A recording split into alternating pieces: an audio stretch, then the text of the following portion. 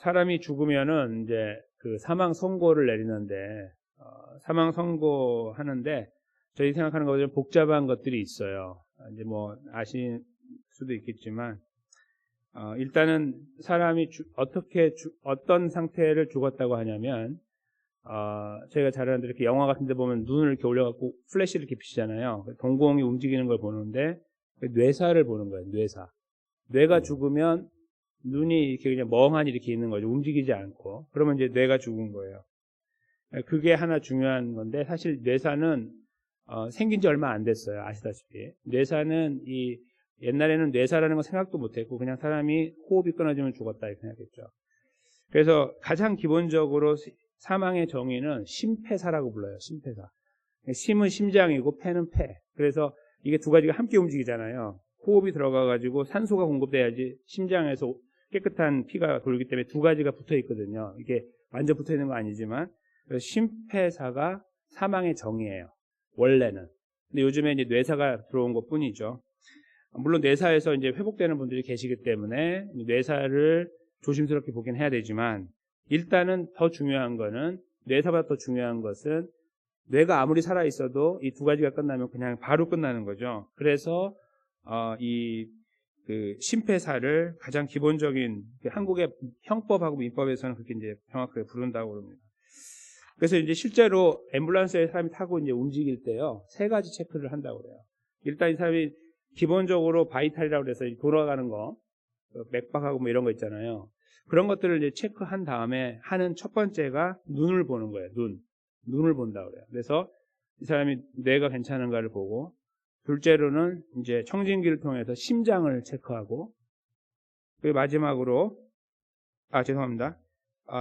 여기 맥박을 체크하고요. 그래서 심장이 뛰는지를 보고, 마지막으로 청진기로 박동이 뛰고 있는지, 우리 폐가 움직이는지를 본다고 그래요. 그래서 앞에 두 가지가 괜찮아도, 이거 물론 두 가지가 괜찮아도 이거 뛰는 거는 불가능하겠지만, 그러면은 이제 사망이 되는 거예요. 제일 마지막에 호흡을 체크해요. 호흡. 그러니까 이 시편이 쓰여질 때는 뇌사는 당연히 없었고, 심장도 있는지 없는지 제대로 모르는 상태에서, 이게 어떤 역할을 하는지 어떻게 하는 건지 모르는 상태에서 사람이 살고 죽는 거를 가장 쉽게 판단하는 건 호흡이었어요. 그래서 죽었으면 호흡이 끊어졌고, 살았으면 호흡이 있고, 요거 한 가지가 생명의 생명을 가늠하는 키가 된 거예요. 적어도 3,000년 정도 전에는 당연히 그랬습니다. 이 시편이 쓰여질 때. 그래서 오늘 시편에서 호흡이 있는 자라는 말은 살았다는 말이죠.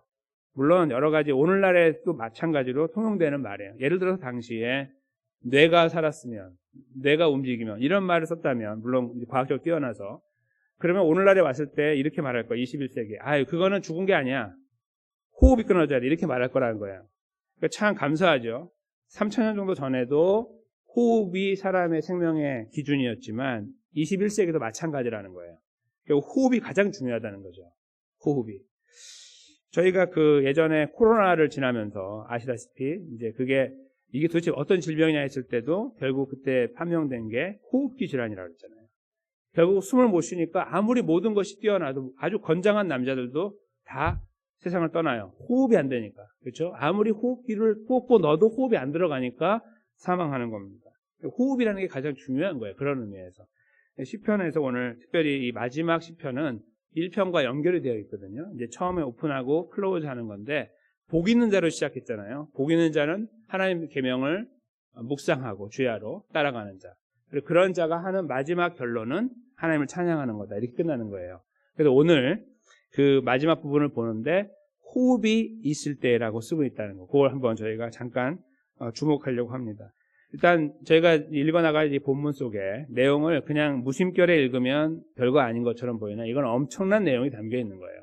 일단은 할렐루야는 우리가 이렇게 추임새 같은 거라고 생각하는 분들이 있어요. 할렐루야 이렇게 하는 거. 그렇게 쓰면 안 돼요. 할렐루야는 진지한 명령입니다. 명령어예요. 하나님을 찬양하라 이런 말이에요. 여호와를 찬양하라, 이거 정확하게 여호와를 찬양하라는 말인데, 자기 자신에게도 부르고요, 너는 여호와를 찬양하라 자기에게도 하고 다른 사람에게도 하는 표현이에요. 그러니까 양쪽 다 쓸 수 있는 표현이죠. 여호와를 찬양하라. 이것을 먼저 이 마지막 지폐를 던진 다음에 두 가지 장소를 말하는데 하나는 성소이고 하나는 권능의 궁창이에요. 성소는 땅에 있는 이 성전 같은 걸 말하니까 이해가 돼요. 아, 거기 가서 찬양하라고 이렇게 아는데 두 번째 나오는 권능의 궁창은 좀 질문이 생겨요. 왜냐하면 궁창은 저 하늘에 있거든요. 하늘. 그러니까 당시의 생각에 궁창은 대기권이에요. 대기권. 오늘날로 하면 대기권 위에 물, 아래 물 이렇게 나눠진다고 생각하고 대기권이 있다. 대기권은 몰랐지만 그거 위에 물이 있다고 생각했어요. 그 궁창이 그 하늘과 땅을 가르는 이 일종의 이제 창이라는 거는 윈도우 그거잖아요. 그러니까 그런 건데 그 안에서 하나님을 찬양하라. 그러니까 앞에 거는 이해가 되는데 뒤에 거는 이해가 좀 안 돼요. 일단 이 사람은 그렇게 이야기합니다. 이 시편 기자는. 나중에 설명을 드리겠지만 그 다음에요. 2절에 보시면 이제 이유가 나오는데 능하신 행동이고 그 다음에 지극히 위대하시네요. 두 가지. 하나는 강력하게 이루는 힘이고요. 앞에 거는 뒤에 거는 위대한 그 자체예요. 위대하시니 찬양하고 능력이 있으시니 찬양한다. 이렇게 고백하는 거예요.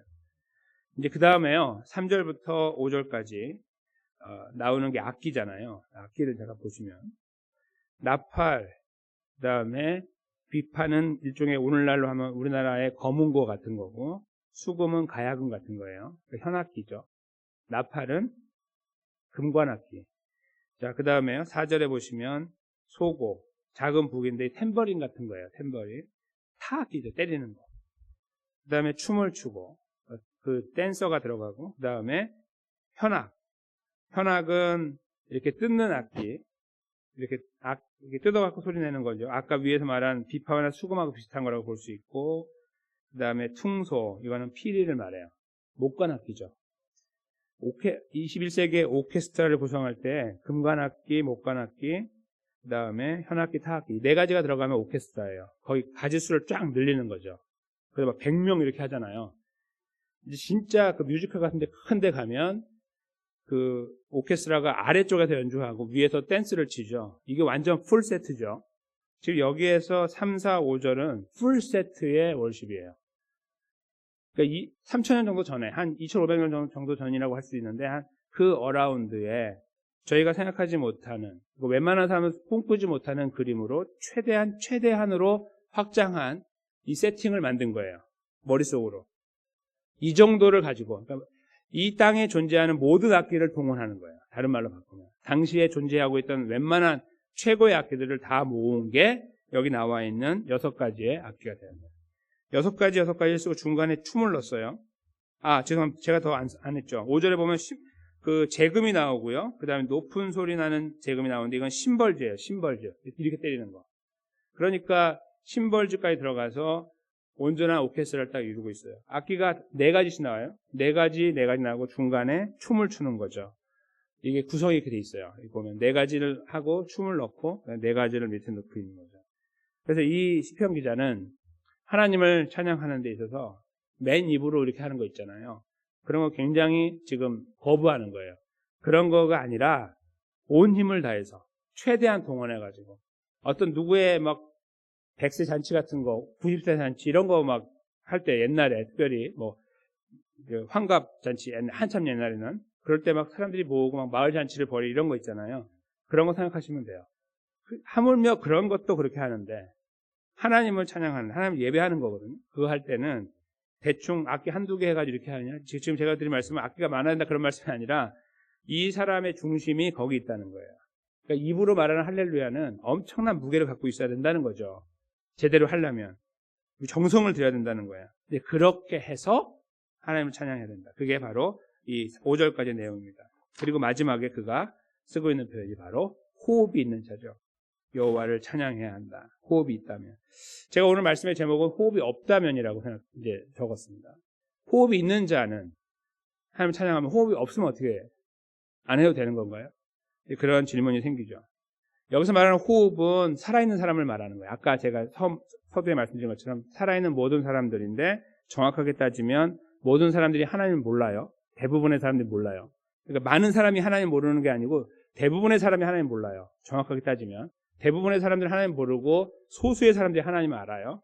그러니까 여기서 말하는 사람은 소수의 하나님 아는 사람이에요. 왜냐하면 하나님을 모르는 분들에게는 아무리 이야기를 해도 이게 이루어지지 않을 뿐만 아니라 거부하고 부담 느끼고 불쾌하기 때문이죠.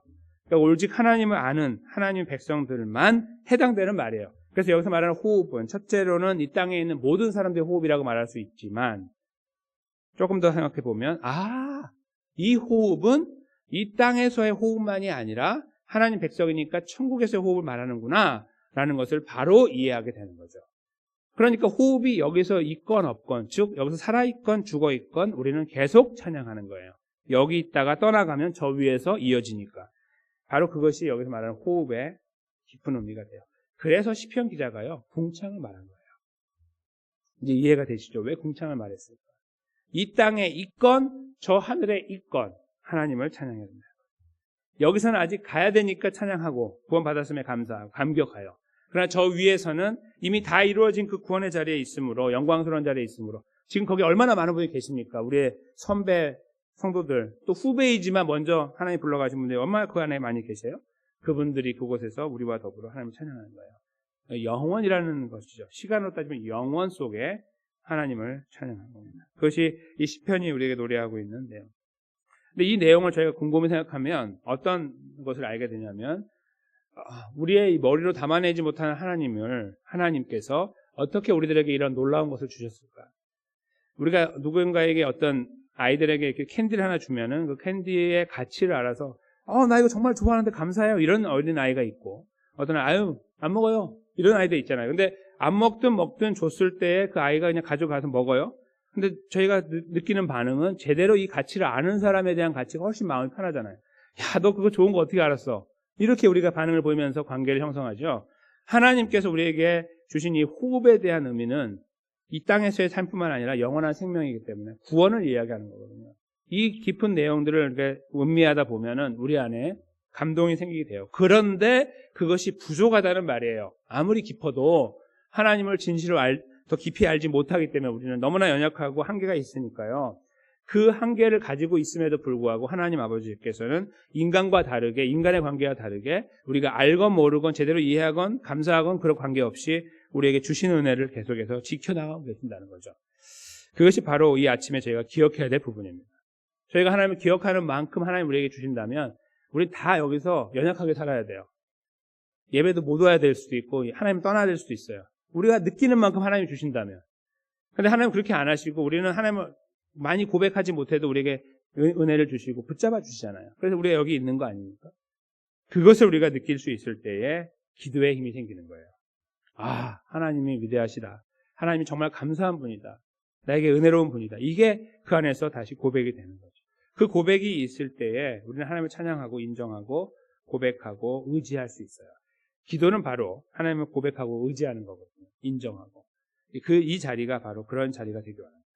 이 땅에서 있는 호흡 속에서 우리가 예수님을 만나지 못했을 수도 있는데 예수님을 만날 수 있는 은혜를 주셔서 예수님 통해 구원을 받게 하시고 영원한 호흡을 가지게 하시고 영원한 호흡을 누리게 하시고 그리로 가는 걸음에 하나님께서 은혜를 베풀어 주셔서 여기까지 왔다는 사실을 기억할 수 있기 원하고 그 위에서 오늘 기도의 제목들도 남김없이 가감없이 아버지께 아뢰는 그런 시간이 되기 원합니다. 우리가 모두가 갖고 있는 삶의 문제들, 정황들 우리 아버지가 알고 계시죠. 아버지 앞에 다 가지고 가는 모든 것을 남김없이 맡기고 은혜를 구하는 그런 복된 기도의 자리에 우리 모두가 다시 한번 이 믿음의 구원의 확신 가운데 세워져서 이루어 나가게 되시기를 예수님의 이름으로 간절히 축원합니다.